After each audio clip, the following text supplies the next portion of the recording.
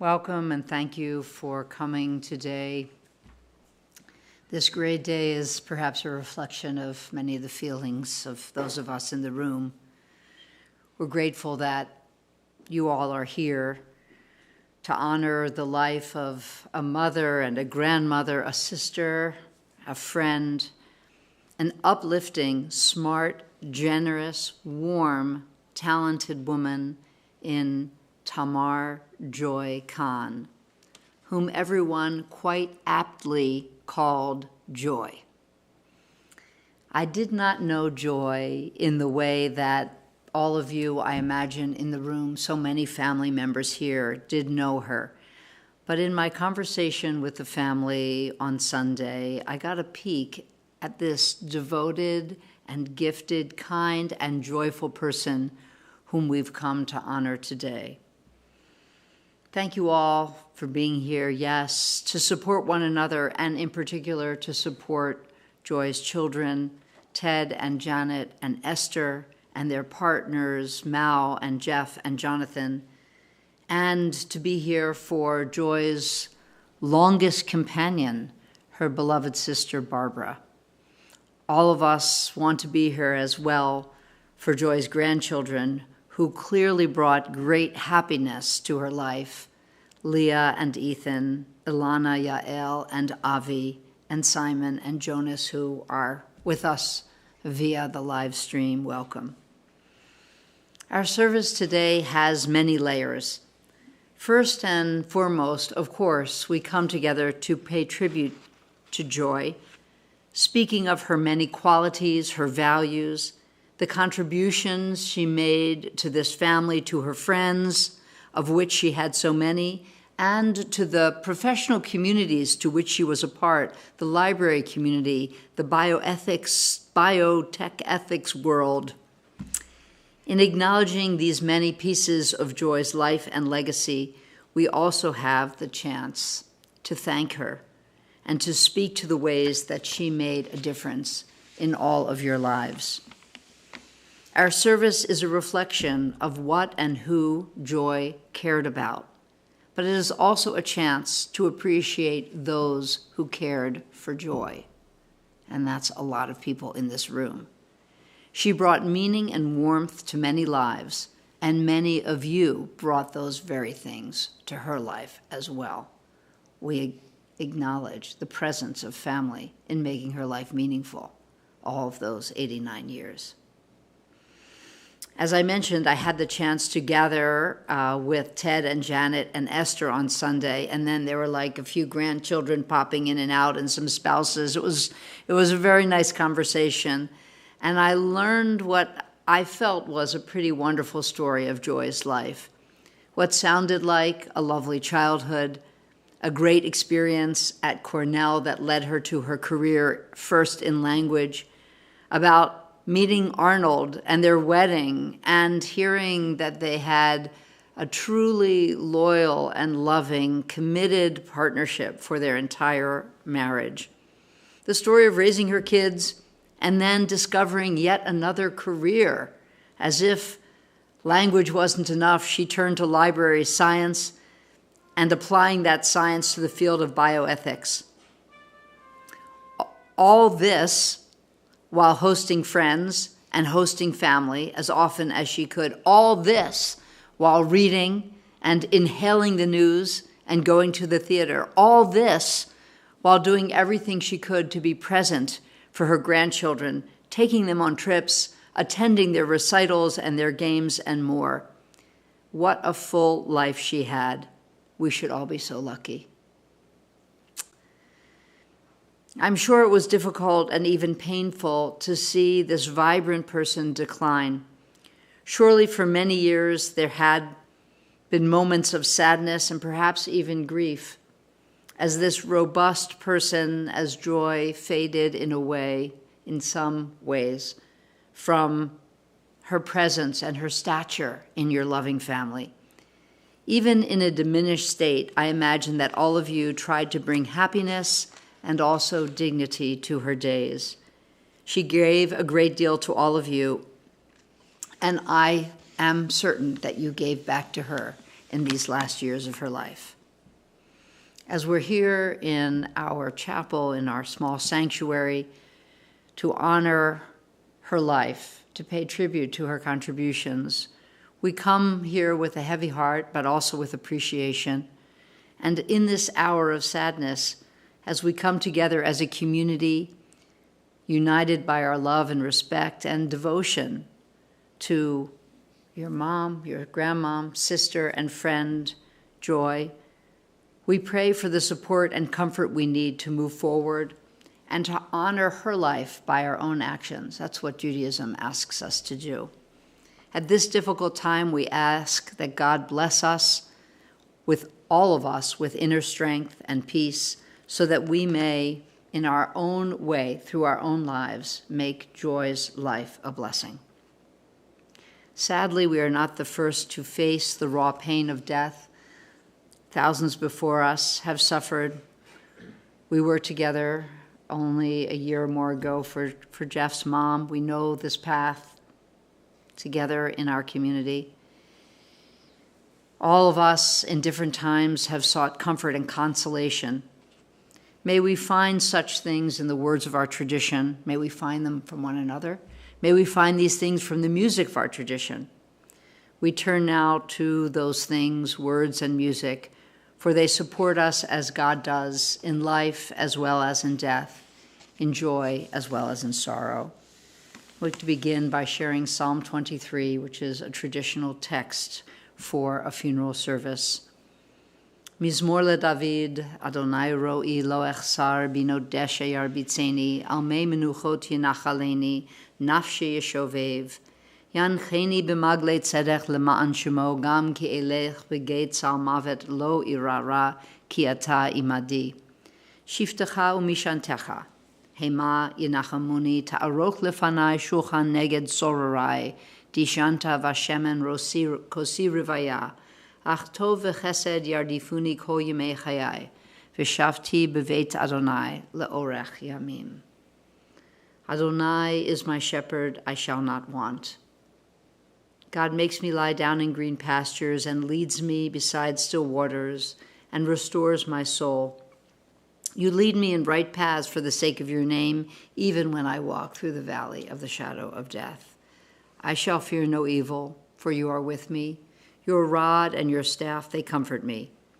You have set a table before me in the presence of my enemies. You have anointed my head with oil. My cup overflows. Surely goodness and mercy shall follow me all the days of my life, and I shall dwell in the house of God forever. From ancient words, we turn to music.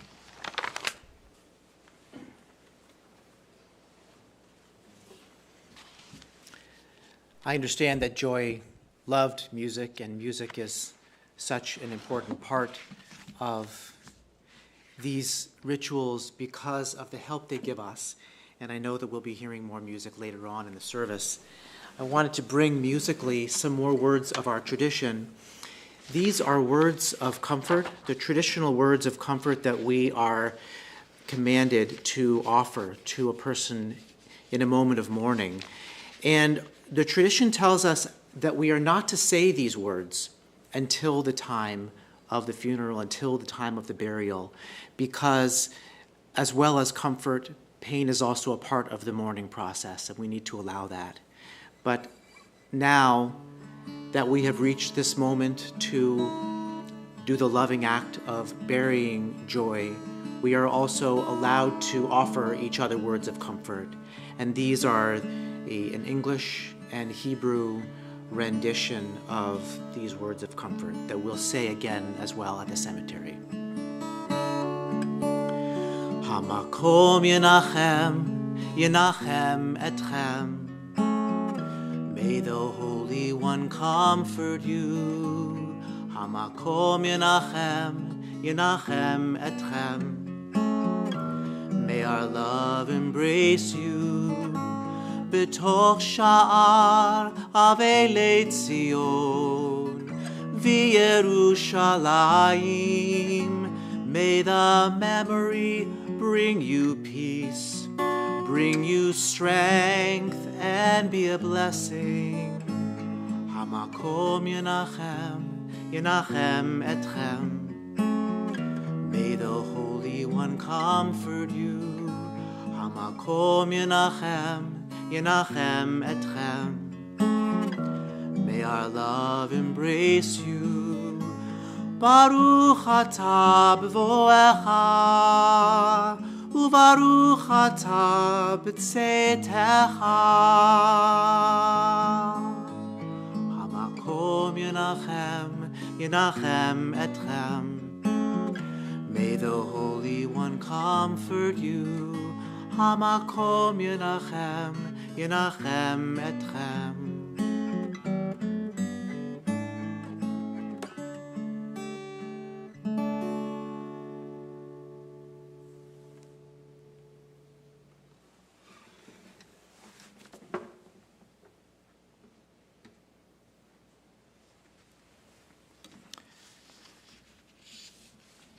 Rabbi Schwartzman relayed to me how important Joy's family was to her, that among her many qualities was her passion for bringing her family together, for hosting gatherings, making moments happen, and fostering the closeness that comes from those moments.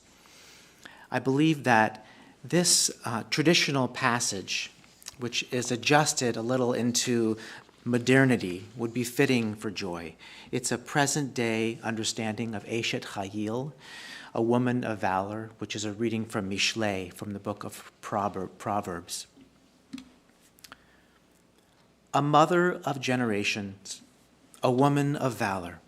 She is precious in the gifts that she has given to our family. Her children have found trust and truth in these gifts. We follow in patterns that she taught. She is robed in strength and dignity. She smiles at the future. She opens her mouth with wisdom, and the teaching of kindness is on her tongue. We benefit and learn from her wisdom. May she always be credited for the fruit of her labor and her achievements. May she live on in glory.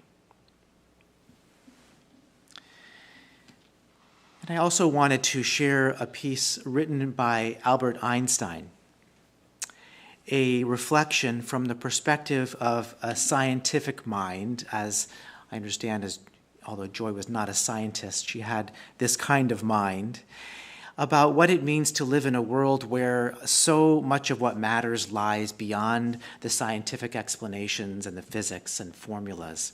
It helps us to focus on what our purpose is in the days that we are alive. Einstein wrote, "How extraordinary is the situation of us mortals. Each of us is here for a brief sojourn. For what purpose she knows not, though she sometimes thinks she senses. But without going deeper than our daily life, it is plain that we exist for our fellow human beings. In the first place, for those whose smiles and welfare our happiness depends. And next, for all those unknown to us personally, but to whose destinies we are bound by the tie of sympathy. 100 times every day, I remind myself that my inner and outer life depend on the giving of others, living and dead, and that I most exert myself in order to give in the same measure that I have received and am still receiving. This is the essence of life."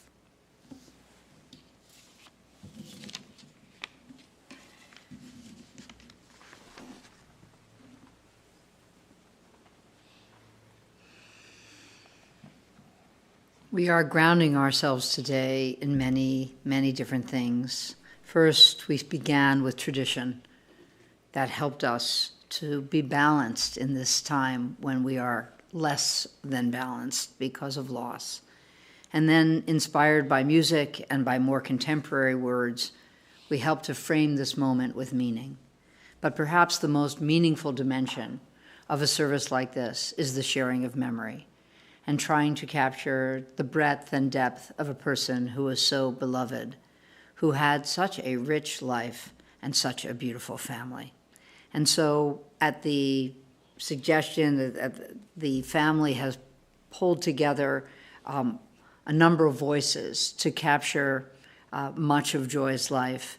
And I'd like to invite each sequentially to come to the podium to share their own words, beginning in a moment with Joy's three children, Ted and Janet and Esther, after which we'll turn to two of her colleagues, Laura Bishop and Doris Goldstein, and then a beloved cousin, Laura Rabinowitz, and finally her granddaughter, on behalf of all the grandchildren, Ilana Urbach. This section will end with music, which I'll say a word about at that time. But could we begin by inviting you three to come up?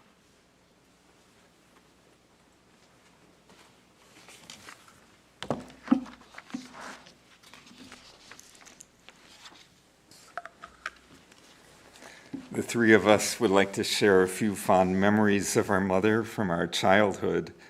Our parents had a strong, happy marriage. They were supportive of each other and of all our interests. They modeled a relationship in which each person is supported and supports the other. Our mother loved to organize celebrations. She planned elaborate parties for birthdays and Hanukkah, which included activities and games for everyone to participate in. She sewed our costumes by hand for Halloween, Hanukkah, and Purim, including the Pumpkin King, complete with a giant pumpkin head, robe, and scepter, and Maccabee costumes complete with swords and shields. She gave us rich childhoods filled with learning. She fostered a love of reading and of playing games that required strategy and wordplay. Scrabble was one of her favorites, and she excelled at it. The rest of us didn't stand a chance. She loved to converse with everyone she met and made lifelong friends easily. She brought people together for meals, book club discussions, and other social activities where everyone was made to feel welcome. She was so comfortable socially that she became friends with most of the neighbors wherever she lived. She provided us with the security of a home where we always felt supported, while also showing us how to explore the world with all its people and ideas.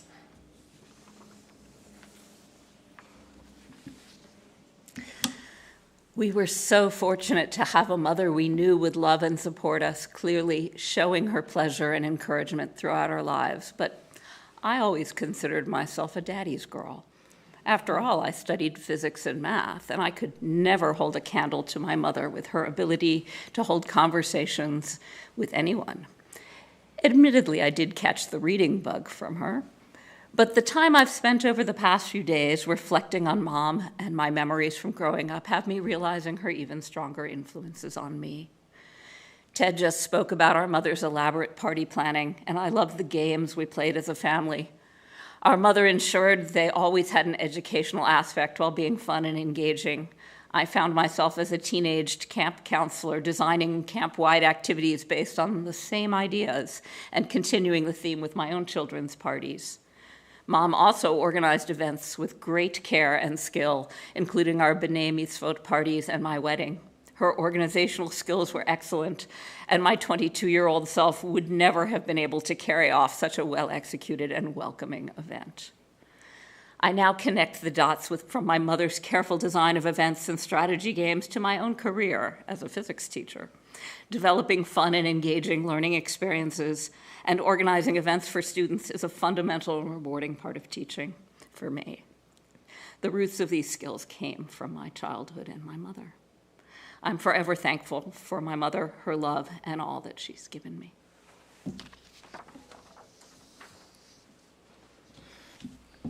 I would like to speak a little bit more about how social our mother was and how she was able to converse with almost anyone about a wide variety of subjects. Her interest in other people, combined with her generosity and kindness, allowed her to make friends easily. My siblings and I grew up in the house our parents bought in Chevy Chase and where Mom lived for over 55 years. She and my father became very good friends with many of our neighbors, which provided me with an example of how warm a community can be. It was also especially fortunate for me, as when I somewhat frequently forgot my key and was locked out of the house after school, I was able to go to my mom's friends' homes. They were happy to give me a snack and then let me use the spare key that Mom had left with them. Mom moved from the house to an apartment in Rockville about 8 years ago. She quickly established friendly relationships with her neighbors. I remember many stories about the children who lived down the hall who were competitive figure skaters. She enjoyed talking with them about their travels for competitions, and they would hang out with her when their parents weren't home. Later, we suggested she move to Ring House in order to have more senior services available. While I was initially concerned about taking her away from her beautiful, bright apartment where she had just established new relationships, I shouldn't have been. She quickly adapted and established new friendships and enjoyed new activities. In fact, after a couple of months, she called to thank me for encouraging her to move. And most recently, with help from Millie, I was able to FaceTime with Mom several times this summer. Although her dementia had progressed, she still remembered her children and knew us by name. She probably didn't understand what I was talking about, but she watched me intently, not wanting the call to end. While she no longer could express herself verbally, she clearly communicated to me that she knew I was her daughter and that she loved me very much, and I will miss her.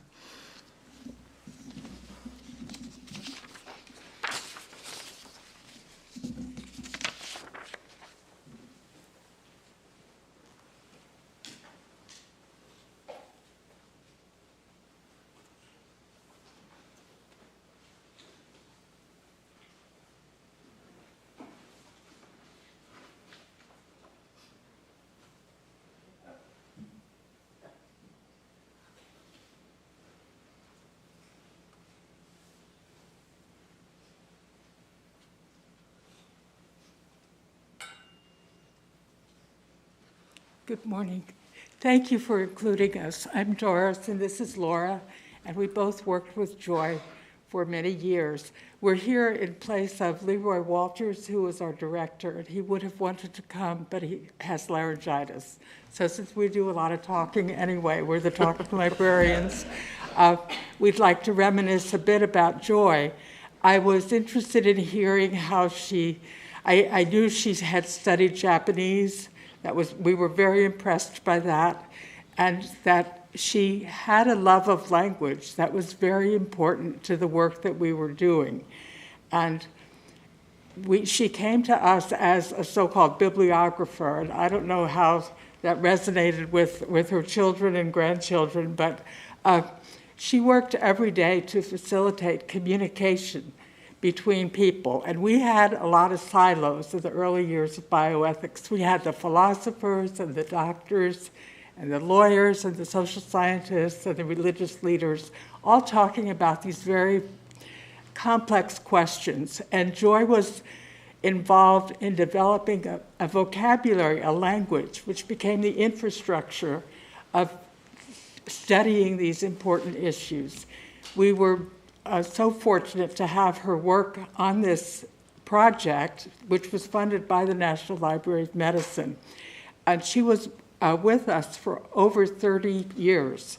So not many people, I think, have that benefit of the luxury of working with someone who's just was so talented and a wonderful co-worker that we all really enjoyed being with her. The Bioethics Thesaurus, as it was known, became a document that really helped people, not only in the United States, but in other countries, to develop their thinking about these thorny ethical issues. And the last time I counted, when I was still working with her, I think it had been translated into 7 languages. So it became a structure that helped facilitate communication.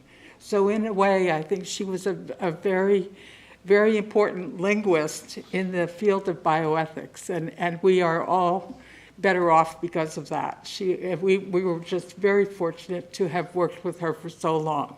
She was a wonderful fellow bibliographer and librarian, and we will remember her fondly. And Laura has some other reminiscences. Doris did the serious part. I wanted to speak a bit about the joyful part of Joy. And it really was true that Doris and Joy and Leroy were kind of building this new language and trying to capture a field that was developing right under our feet, and trying to enable people to do research and take care of patients and write papers and, really do important work that would have been impossible without Joy's abilities. And so in order to do that type of work, you have to be a very detail-oriented person. You have to be very careful. You have to be very analytical. I can remember these meetings that Joy had with her team of bibliographers to decide whether a concept or an idea was sufficiently developed or important to make it into the thesaurus, right? So those were big days when a new term got into the thesaurus. And they were very careful about what they called those terms, and would it reflect the literature, and would it have legs, would it last? So this was all very important to capture the field.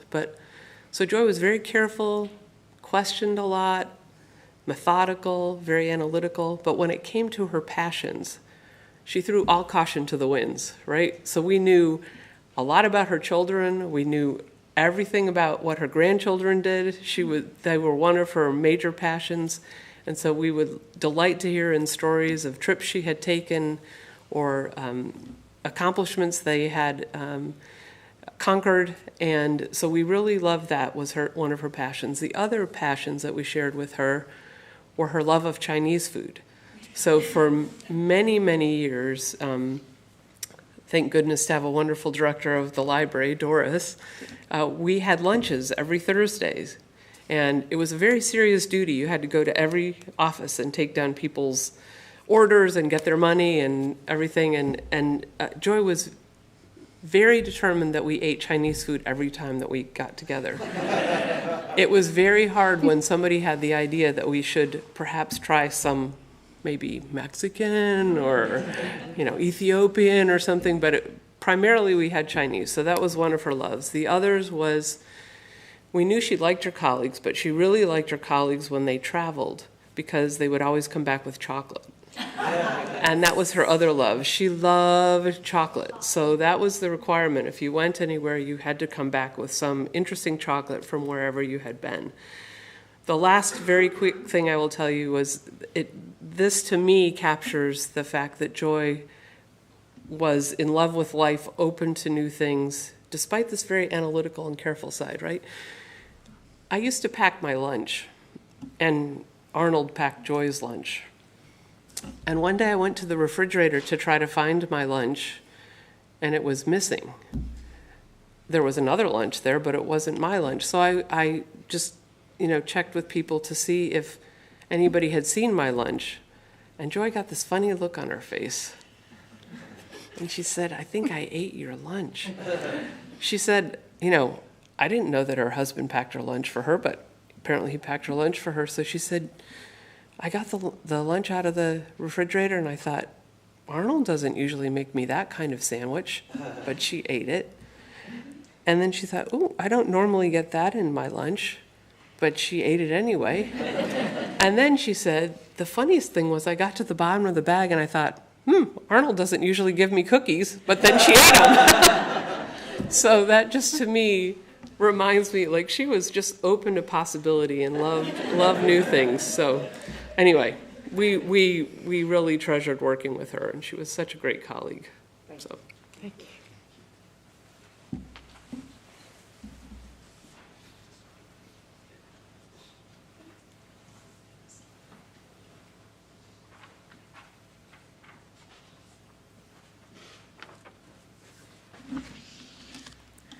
I wanted to talk today about the fruits of the lifelong tight love and bond that my Aunt Joy and my mother shared. They've been close all of their life, and their love has nourished 2 generations who call each other family and who spend holidays together and take time out of busy lives to touch base pretty much every week with each other. This is all due to that strong bond of sisterhood that they formed growing up together in New York. And Aunt Joy, as a result, was a pillar of our childhood. My siblings and I spent Thanksgiving and Pesach every year with my aunt and cousins, and we flocked to that small kitchen in Chevy Chase. I am one of the only people my age who knows how big a bread box is. And we watched with amazement as she produced volumes of nourishing love and tradition from that very small kitchen. And we watched in wonder as she used her rotary phone and as she kept up with her imparting traditions to us. She would take us to a playground when we were there. Does anyone remember Candy Cane City? And watching the horses with her, and her very quietly telling us the real name of the creek that we passed over. I never heard an adult say that before, but she did. And we would go to Or Kodesh with your family and felt like it was our second home. Our parents, in fact, enforced that vision by trading Sam and me for Ted on the trip to Israel. And so we moved in with your parents, and we were as good as we needed to be to get a good report at the end. I hope you were good too, Ted. I think that was the deal. We each had the same kind of dog, but your dog was a little nicer. My aunt, as has been alluded to, always made us an occasion special. And I want to recall that she gave a lot of thought to celebrating Dina's birthday, even when it fell on Thanksgiving, as it often did. And she would miraculously produce another cake that was just for Dina, because she never wanted something like a birthday to be eclipsed by another event. And speaking of cake, it is known to all of us at this point that our parents only produced cake at every meal when the other family was visiting. But growing up, we were so envious of your family because we thought you ate cake for every meal, including lunch.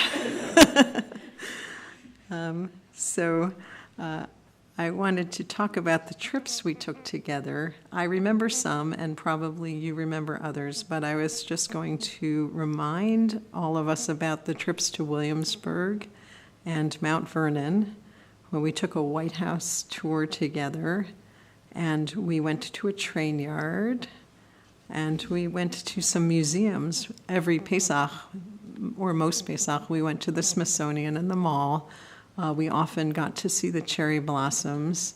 We went to the Sackler and Freer galleries with Aunt Joy, and she had some reverence for the traditions of Asian art that she shared with us.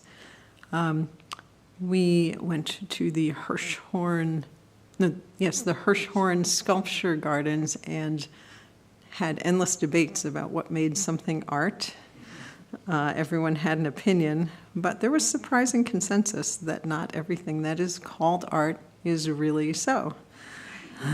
We went to the Smokies together. We toured the Biltmore Estate, and we went to Niagara Falls, where I believe my uncle narrowly prevented me from plunging down the falls, chasing a mitten that I had thrown off the edge. So I'm thankful for your parents for being there. And I also wanted to talk about books. So Aunt Joy always gave each of us the perfect book for birthdays and for Afikomen and for Hanukkah. And I don't know how she did it. There were quite a few of us, but each book seemed specially selected to be just the right book for us at our age and at our developmental stage, and I think probably all of you know that. You've gotten the books. And I remember when she wanted to move and she was planning to give some away, and that was her great treasure her collection, especially of Asian books, and we could read whatever we wanted in her house. As young adults, after the kids had before the kids came, we actually had a chance to interact with Aunt Joy and Uncle Arnold as almost friends. So we vacationed with them and my parents to the Shaw Festival and stayed at Niagara-on-the-Lake. And we went to and reminisced about Cornell. And that is because each family sacrificed one child to that institution. And Aunt Joy gave us, our family, a quest for every trip and every vacation, that we had to search for the perfect duck or the perfect lion to bring back, and then our children would run to see where she put it and make sure it was still displayed when we came back to visit at other times. Aunt Joy was a pillar to the next generation, too. She took our children and you to the zoo, where we watched the pandas, and we played on that crazy pizza playground, which you probably remember. And she had a mysterious closet of infinite toys. Now, there weren't that many, but the amazing thing about the toys is that they were good for every age. And I think that Aunt Joy drank more imaginary soup from that little tabletop kitchen than any person has so far in the history of the world. And yet we still got together and still do get together for Thanksgiving and Pesach because of the traditions that she established for us and the specialness that we all feel even in her absence, knowing that she brought us together. I can only imagine how my mother was so close to her and enabled us to grow up together as we did. She was my mother's best friend and closest companion for her whole life. And we are grateful eternally for the time that we were able to spend with her. I wanted to express my admiration and thanks to her on behalf of all of us.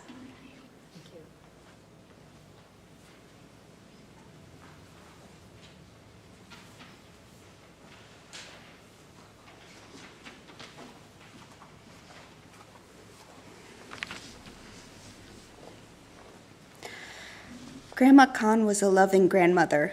She opened her home for large family gatherings like Rosh Hashanah, Thanksgiving, and Passover, where we'd have more than 20 people in the extended table in the dining room, reading from mismatched Haggadot, where everyone would always have to scramble to find the right page. After every dinner, the kids' table would sneak away to play board games that she got for us for hours. And we'd go over for Shabbats or to stay over on weekends when my parents needed to get away. We remember the fish tank and the shelf full of toys for us, and watching the same 5 VCR tapes that she'd keep around for us. For those of us who lived further away, her home was always open, with overflowing bookshelves, cabinets stocked with our favorite foods, and at least 3 flavors of ice cream in the freezer. We'd visit Grandma at work at Georgetown, climbing up all the stairs to go and see her. She'd take us around to say hi to all of her coworkers, and we'd sell Girl Scout cookies to them, and they were all great customers. She worked hard to be part of our lives and part of our upbringing. She came to our birthday parties and knew all our friends' names and always asked after them. She instilled with us an appreciation of the arts from a young age. She took us to Arena Stage and Folger Theater. My first exposure to theater was through her. And I remember Camelot. She got us The Once and Future King to read beforehand. She would always get us books. She would, when we were younger, often check to see if we knew what words meant and then make sure to define them if we didn't. She wanted us to learn and experience the world. And then for those of us who pursued theater or ballet, she would come and watch all our performances, even if it meant a 6-hour train ride. Grandma Kahn would always write letters to us when we went away, whether to camp, to Israel, or to a job in college. Her letters always included newspaper and magazine clippings tailored to our interests, always carefully dated and sourced, and there really were a wide range of sources from all of her different subscriptions. She remembered every birthday and holiday by calling and sending us cards, red envelopes, and a box of the best pears we'd had every Hanukkah. She fostered our love of reading and science through thoughtfully chosen gifts, magazines, and books. She loved to travel. She took me to France and Yael to England. She went to China with Leah and Ethan and family, and to Orlando with Avi, Simon, and Jonas. And whenever we traveled, she'd want to hear all about it, and we'd make sure to take pictures of any lions we saw. She was excited about learning and then sharing what she had learned about other cultures and about her trips and experiences. And we never doubted that we were loved unconditionally by her. She's missed.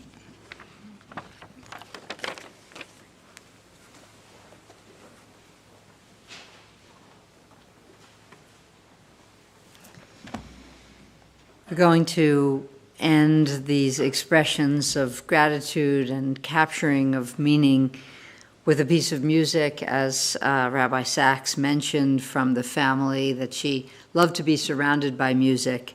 And so we surround her memory, herself, all of us with music now, as we listen to Asha Khan Farewell, played by her grandson Ethan and her nieces and nephew, Dina, Laura, and Sam.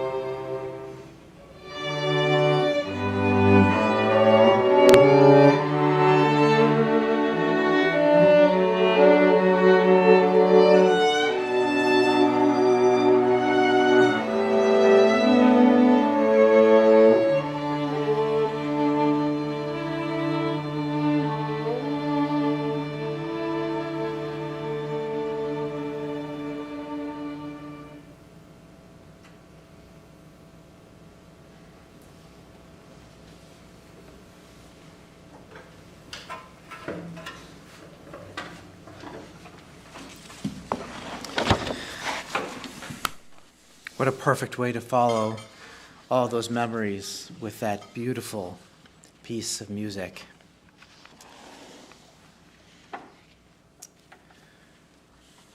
Thank you.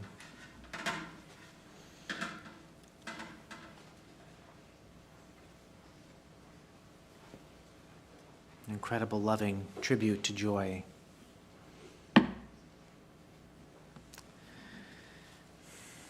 In just a moment, we will conclude the service with the memorial prayer, and then those who are able, who will be joining, will go on to the cemetery for burial. There are, we will try to stick together on the way to the cemetery, although there will not be an actual procession. And there are QR codes outside on the table if you want to use your phone to capture those, with both directions to the cemetery and also to the house. And at the Urbach House, people will gather until 4 today. And then also there will be a Shiva time for visiting on Thursday from 4 to 7. I'm sorry, on Wednesday. Don't come Thursday.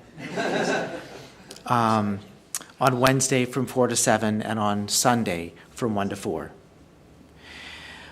If you would like to make a donation in Joy's memory, that would be wonderful. And the suggestion is to do a donation to Arena Stage, or to the Association of Jewish Libraries, or to the League of Women Voters.